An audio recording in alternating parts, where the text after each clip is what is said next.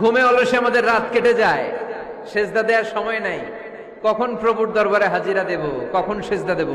আল্লাহর হাবিব সাল্লাল্লাহু আলাইহি ওয়াসাল্লাম বললেন, আকরাবু মা ইয়াকুনুল আবদু মির রাব্বিহি ওয়া হুয়া সাজিদ ফাআকসিরু ফীহি দুআ। তোমরা যখন সেজদায় লুটিয়ে পড়ো, তখন তোমরা আল্লাহর সবচাইতে কাছে চলে যাও। এজন্য ওই সময় বেশি বেশি আল্লাহর কাছে চেয়ে নাও। মনের যত জ্বালা যন্ত্রণা দুঃখ ব্যথা আপনি সেজদায় পড়ে আল্লাহরে বলেন। কোনো ভায়া লাগবে না, কোনো মিডিয়া লাগে না, কোনো সিরিয়াল লাগে না, কোনো অ্যাপয়েন্টমেন্ট লাগে না। ডাকতে দেরি, ডাকে সাড়া দিতে দেরি হয় না। তাহলে কোরআনের আলোকে আজকে আমরা জেনে গেলাম আল্লাহর কাছে যেতে হলে সেজদায় লুটিয়ে পড়তে হয়। এবার আমরা সুন্নাহর আলোকে জানার চেষ্টা করব কি করে আল্লাহর কাছে যেতে হয়।